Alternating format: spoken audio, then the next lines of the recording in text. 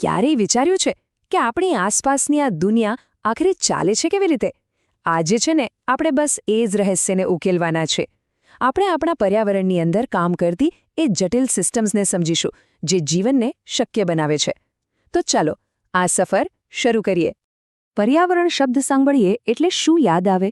મોટાભાગે ઝાડપાન અને પહાડો, બરાબર ને? પણ હકીકતમાં એનાથી ઘણું વધારે છે. પર્યાવરણ એટલે એકદમ વિશાળ, ગૂંચળાવાળું નેટવર્ક, જેમાં સજીવ અને નિર્જીવ બધું જ એકબીજા સાથે જોડાયેલું છે. એમ સમજો કે આપણા બગીચાના એક નાના અમથા કીડાથી લઈને છેક આકાશમાંના સૂર્ય સુધી બધું જ એકબીજા પર નિર્ભર છે. આ એક ખૂબ જ નાજુક સંતુલન છે જે જીવનને ટકાવી રાખે છે. તો સવાલ એ છે કે આટલી મોટી, આટલી જટિલ સિસ્ટમ ખરેખર ગોઠવાયેલી કેવી રીતે છે? આટલું બધું એકસાથે કેવી રીતે કામ કરતું હશે? હવે આને સમજવા માટે આપણે એને નાના સહેલાઈથી સમજી શકાય એવા ટુકડાઓમાં વહેંચવું પડશે. અને એની શરૂઆત છે ને એકદમ મૂળભૂત એકમથી થાય છે. અને એ મૂળભૂત એકમ છે નિવસનતંત્ર.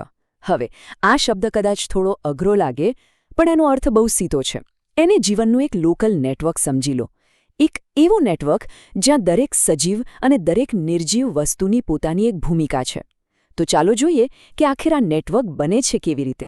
જુઓ, નિવસનતંત્ર એટલે કંઈ ખાલી મોટા જંગલો કે ઊંડા સમુદ્ર જ નહીં. ના, એ તો એક નાનકડો તળાવ પણ હોઈ શકે છે.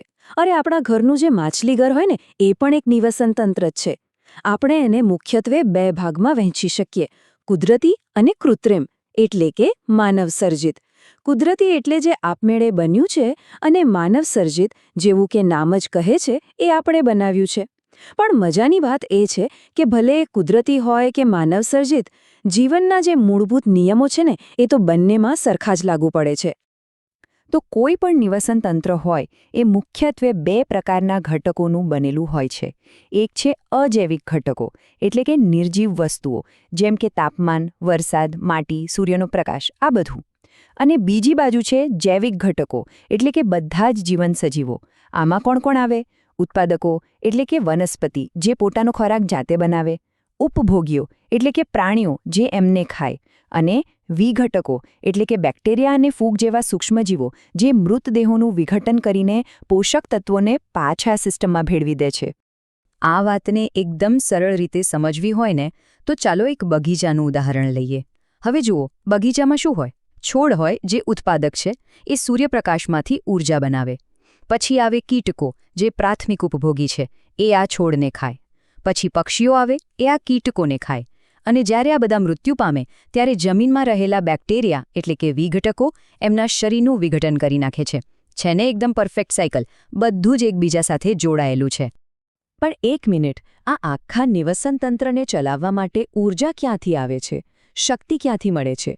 તો જવાબ છે આહાર શૃંખલામાંથી.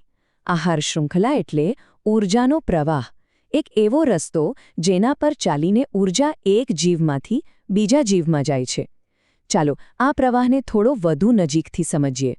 આહાર શૃંખલાને એકદમ સાદી ભાષામાં કહીએ તો, કોણ કોને ખાય છે એની એક લાઈન, બસ આટલું જ. એ આપણને બતાવે છે કે સૂર્યમાંથી જે ઊર્જા વનસ્પતિએ લીધી, એ કેવી રીતે અલગ અલગ પ્રાણીઓમાંથી પસાર થાય છે.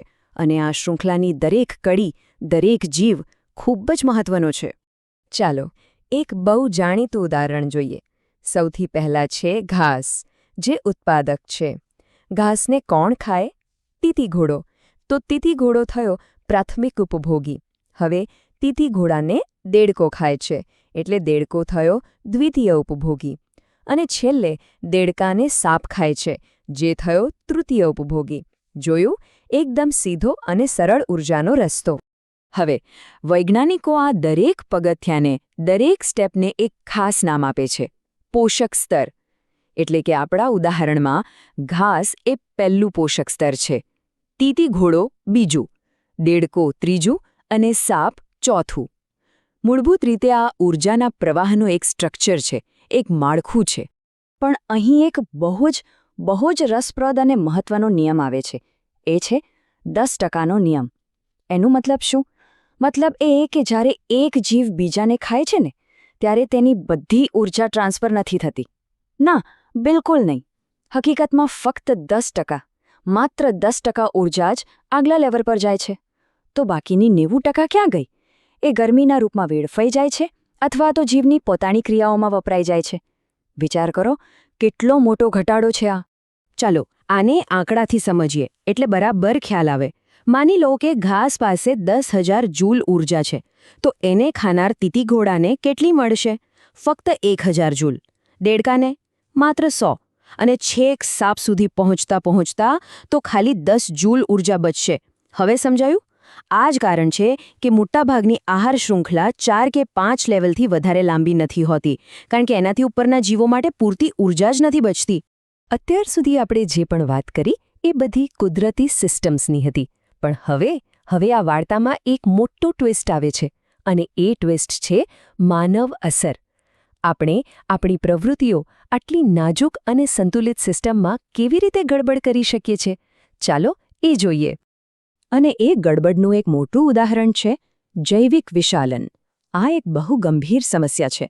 થાય છે શું કે જ્યારે આપણે પર્યાવરણમાં એવા ઝેરી કેમિકલ્સ નાખીએ જે કુદરતી રીતે નાશ નથી પામતા, ત્યારે એ આહાર શૃંખલામાં ઘૂસી જાય છે અને અહીં ઊર્જાના 10%ના નિયમથી બરાબર ઊંધું થાય છે. આ ઝેરી તત્વો ઘટવાને બદલે દરેક પોષક સ્તરે એની માત્રા વધતી જાય છે, વધુને વધુ ઘટ્ટ થતી જાય છે. આપણે DDT જેવા જંતુનાશકનું ઉદાહરણ લઈએ. માની લો કે પાણીમાં એની માત્રા ખાલી 1 ગણી છે, તો એના પર જીવતા છોડમાં એ 10 ગણી થઈ જશે. એમને ખાનાર નાના જીવોમાં 100 ગણી, દેડકામાં 1000 ગણી અને સાપ સુધી પહોંચતા 10,000 ગણી. અને વિચારો, શૃંખલાની એકદમ ટોચ પર બેઠેલા બાજ જેવા પક્ષીના શરીરમાં તો એની માત્રા પાણી કરતાં 1 લાખ ગણી વધારે હશે. ખરેખર આ આંકડા ડરાવી દેવા છે. અને આ વાત સીધે આપણને લાગુ પડે છે. કેમ? કારણ કે મોટાભાગની આહાર શૃંખલામાં આપણે માણસો ક્યાં હોઈએ છીએ? ટોચ પર. એનો સીધો અર્થ એ થયો કે આ બધા જ ઝેરી રસાયણોની સૌથી વધુ માત્રા, સૌથી વધુ સાંદ્રતા આપણા શરીરમાં જમા થાય છે. આ એક બહુ મોટી ચેતવણી છે. એ યાદ અપાવે છે કે આપણે પર્યાવરણને જે કંઈ પણ આપીશું એ ફરીને આપણી પાસે જ પાછું આવવાનું છે.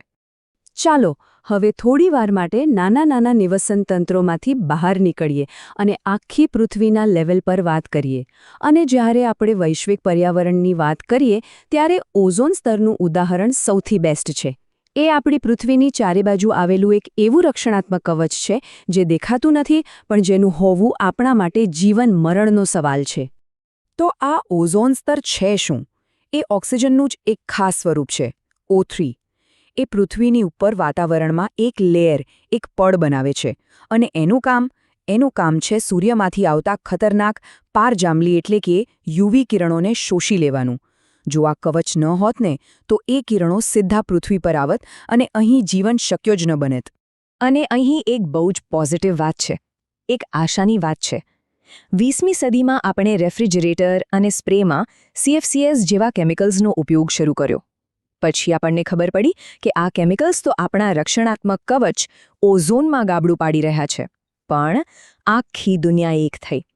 1987માં મોન્ટ્રીઓલ પ્રોટોકોલ નામની એક ઐતિહાસિક સંધિ થઈ અને આ કેમિકલ્સ પર પ્રતિબંધ મૂકવામાં આવ્યો. અને આજે પરિણામ આપણી સામે છે.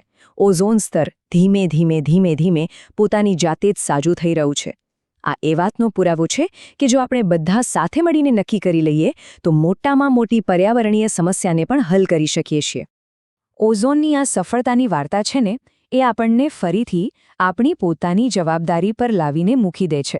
આખરે પર્યાવરણ પર આપણી જે અસર થાય છે એને કાબૂમાં લેવા માટે વ્યક્તિગત અને સામૂહિક રીતે આપણી શું ભૂમિકા હોઈ શકે? આપણી રોજિંદી જિંદગીની વાત કરીએ તો આપણી સૌથી મોટી અસર કદાચ આપણા દ્વારા પેદા થતા કચરાથી થાય છે. અને આ કચરો મુખ્યત્વે 2 પ્રકારનો હોય છે.